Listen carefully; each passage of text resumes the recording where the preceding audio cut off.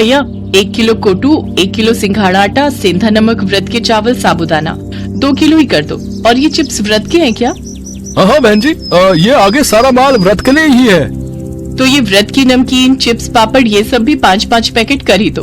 अरे गायत्री, तू कुछ खरीद नहीं रही? तूने भी तो नवरात्रि व्रत रखे है ना? नहीं भाभी, व्रत में ये और मैं इतना कुछ नहीं खा पाते हैं। बस थोड़े से आलू ले लूंगी, वही उबाल लूंगी। अच्छा चल ठीक है भैया, ये सामान पैक कर दो और ये आपके पैसे। गायत्री, ये 2 थैले तू उठा लेगी क्या? हाँ भाभी, लाओ ये सामान मुझे पकड़ा दो। बस त्योहार आने की देर है, पर्स खुल ही जाता है। मैंने तो तुम्हारे जेठ जी से कल ही 20,000 रुपए अलग ले लिए थे कि नवरात्रि पूजन के लिए काम आएंगे। कन्या पूजन में बांटने के लिए सामान भी तो लेना है। गायत्री, एक काम कर, जरा वो सामने बर्तन की दुकान पर चलते हैं। सोच रही हूँ कन्याओं को स्टील की डिबिया बांट दूंगी। भैया, ये 1 दर्जन डिब्बी का सेट दे दो। गायत्री, तू कुछ खरीदेगी कन्याओं को देने के लिए? नहीं भाभी, अभी नहीं, आप खरीद लो। अच्छा चल, मेरी तो नवरात्रि की शॉपिंग हो गई। ले पकड़ ये थैले।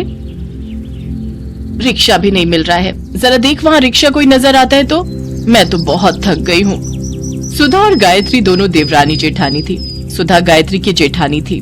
उसके पति महेश की कपड़े की दुकान थी। पैसा भी अच्छा खासा था, काफी अमीर थी सुधा। इसके विपरीत गायत्री का पति रमेश किराए का ऑटो चलाता था और गायत्री घरों में सफाई बर्तन का काम करती थी। गायत्री और रमेश दोनों मिलकर ही घर का खर्चा चलाते थे। सुधा गायत्री का बहुत फायदा उठाती थी। गायत्री सुबह शाम घरों में काम करती तो दोपहर के समय सुधा अपने साथ काम पर लगा लेती। वो बेचारी जेठानी को मना भी नहीं कर सकती थी। दोनों के घर पास थे, इसीलिए सुधा अक्सर गायत्री को काम के बहाने बुला लेती थी। बात सुन गायत्री, ये थैले तो वहाँ रख दे और फ्रिज में कल के राजमा पड़े हैं, तू निकाल ले। लेती जा, बच्चे खा लेंगे। साथ में चावल उबाल लियो। और सुन, दोनों कमरों की बेडशीट भी बदलनी है, वो भी बदल दे। तकिए की कवर नए चढ़ा दे, मैं पलंग पर ही निकाल कर रखाई हूँ। इतने दिन से काम में ही लगी रहती हूँ, इसलिए हाथ ही नहीं पड़ रहा। अब मैं तुझे अपने घर में सफाई बर्तन के काम पर तो रख नहीं सकती, नहीं तो मोहल्ले वाले क्या कहेंगे कि मैंने अपनी देवरानी को काम पर रख लिया। इसलिए मुझे भी दूसरी काम वालियों को काम पर रखना पड़ता है, वरना मैं तो तुझे अच्छी पगार दे देती। अरे मैं तो भूल ही गई, बच्चे स्कूल से आने वाले होंगे। सुन, फ्रिज में अनार पड़े हैं, वो छील दे। बच्चे जूस मांग रहे थे, उन्हें निकाल कर दे दूंगी। कुछ दिन बाद नवरात्रि शुरू हो गए। सुधा और गायत्री दोनों ने अपने अपने घर में नौ दुर्गा पूजा शुरू की। गायत्री अपने सामर्थ्य के अनुसार माँ दुर्गा को प्रसाद का भोग लगाती और इस प्रसाद को ग्रहण कर लेती। उधर सुधा रोजाना ही ढेरों व्रत के पकवान बनाती। गायत्री अपने और रमेश के लिए व्रत का थोड़ा बहुत कुछ खाने का बनाती और वही माँ दुर्गा को भोग लगाकर वे दोनों खुद खा लेते। सुनो, मैं सोच रही थी कि कल तुम जब शाम को आओगे थोड़ा कन्या पूजन का सामान खरीद लाना। ठीक है गायत्री, मैं लेता आऊंगा। अगले दिन रमेश ने जो पैसे कमाए उसमें से उसने ऑटो के किराए के पैसे दे दिए। बाकी उसके पास जो कुछ पैसे बचे थे उनसे उसने सामान खरीदा और पिछली सीट पर थैली रखकर ऑटो में घर आने लगा। तभी 2 लड़के उसके पास आए और बोले, भैया हमें थोड़ी दूर तक छोड़ दोगे? रात हो गई है, यहाँ कोई ऑटो वाला दिखाई नहीं दे रहा है। अब हाँ, मैं तो इसी रास्ते से घर जा रहा हूँ, आप दोनों बैठ जाओ, मैं छोड़ दूंगा। रमेश ने दोनों लड़कों को ऑटो में बिठा लिया। कुछ दूर जाकर वो दोनों लड़के उतर गए। रमेश घर आ गया, पर जैसे ही उसने सीट पर देखा तो उसके सामान की थैली गायब थी। रमेश समझ गया कि जो लड़के आखिर में उसकी सीट पर बैठे थे उन दोनों ने ही वो सामान उठा लिया। रमेश अब कुछ नहीं कर सकता था। गायत्री भी परेशान हो गई कि अगले दिन कन्या पूजन के लिए सामान कैसे खरीदेंगे। गायत्री के पास थोड़े और पैसे रखे थे, वो उन्हीं कुछ पैसों को मिलाकर कन्या पूजन का प्रसाद बनाने का सामान ले आई। अगले दिन गायत्री ने प्रसाद बनाया और माँ दुर्गा को भोग लगाकर कन्याओं को बुलाने के लिए जैसे ही बाहर गई तभी उसकी जेठानी सुधा ने उसे आवाज लगाई, अरे गायत्री, जरा मेरी मदद कर दे, कंजके आ गई हैं, मैं बैठा लूं, उसके बाद तू उन्हें ले जाना। ठीक है भाभी, मैं आती हूँ। गायत्री सुधा के घर उसकी मदद के लिए चली जाती है। सुनो जी, 9 कन्याओं से ऊपर एक भी कन्या मत बुलाना, बाकी सबको वापस भेज दो। चलो बच्चों, जाओ, 9 कन्याएं पूरी हो गई हैं। वैसे भी 12 डिब्बियां लाई थी, 9 बांट दूंगी, 3 डिब्बी घर में रख लूंगी। अरे गायत्री, तेरे दोनों बच्चों के लिए तो कंजक बची ही नहीं। कोई बात नहीं भाभी, मैंने घर में भी प्रसाद बनाया हुआ है, यहाँ कंजकों को पूरा हो गया, ये बहुत अच्छी बात है। अच्छा, मैं बच्चों को ले जाऊँ? ये भी इंतजार कर रहे होंगे, इन्हें भी काम पर जाना है।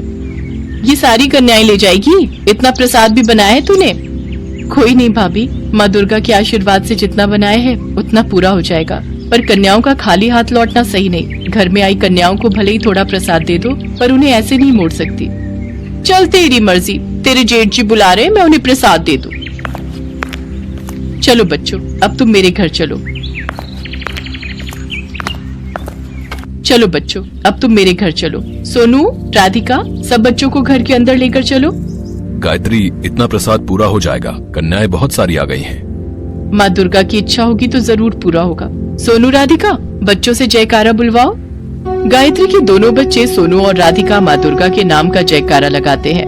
गायत्री और रमेश भी बच्चों के साथ माँ दुर्गा के नाम का जयकारा लगाते हैं। जयकारा शेरा वालिदा, बोल साचे दरबार की जय। जयकारा शेरा वालिदा, बोल साचे दरबार की जय। गायत्री माँ दुर्गा का नाम लेकर घर में आई सभी कंजकों के लिए प्रसाद निकालने लगती है।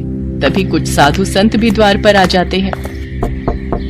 बेटी, दुर्गा अष्टमी का दिन है, साधु बाबा को माँ दुर्गा का प्रसाद दो।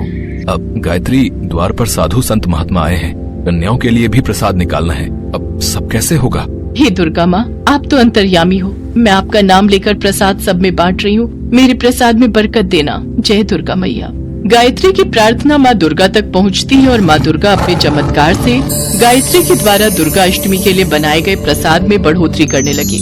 इधर गायत्री बर्तन में से हलवा पूड़ी चने निकालती तो उधर माँ दुर्गा अपने चमत्कार से बर्तनों को फिर से भर देती। गायत्री मन ही मन बहुत खुश थी। खूब अच्छे से गायत्री और महेश ने कन्या पूजन किया। साथ ही सब साधु संतों ने भी भरपेट प्रसाद खाया।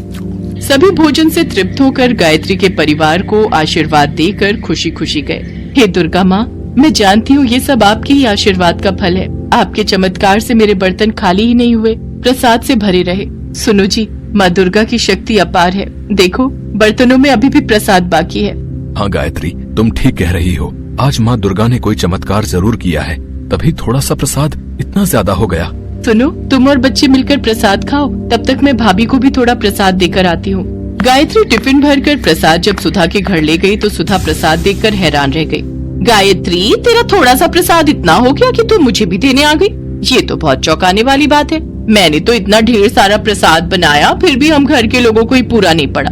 कुछ लोग प्रसाद मांगने आए तो मैंने उन्हें खाली हाथ ही लौटा दिया। तेरा थोड़ा सा प्रसाद कैसे पूरा हो गया? हाँ भाभी, सब माँ दुर्गा की कृपा से ही हुआ है। अच्छा, मैं चलती हूँ, आप सब ये प्रसाद खा लेना। गायत्री सुधा को प्रसाद देकर घर लौट आती है। उस दिन माँ दुर्गा के चमत्कार से सचमुच गायत्री के घर के भंडार भर गए। धीरे धीरे रमेश के काम में भी वृद्धि हुई और अब उनकी आर्थिक स्थिति में भी सुधार हो गया। इन सब के पीछे एक ही वजह थी और वो ये कि गायत्री ने निस्वार्थ भावना से सच्चे मन से नवरात्रि व्रत किए और दुर्गा अष्टमी की पूजा की। भगवान तो प्रेम के भूखे होते हैं। जो भी भक्त प्रेम और श्रद्धा से भगवान के नाम का पूजन करता है, भगवान उस भक्त से बहुत प्रसन्न होते हैं। कहते हैं, माँ दुर्गा अपने भक्तों को कभी भी निराश नहीं करती। यदि उनकी पूजा सच्चे मन से की जाए तो वो अपने भक्तों के सारे कष्ट दूर कर देती है और अपने भक्तों के घर में धन धान्य और सुख समृद्धि की वर्षा करती हैं।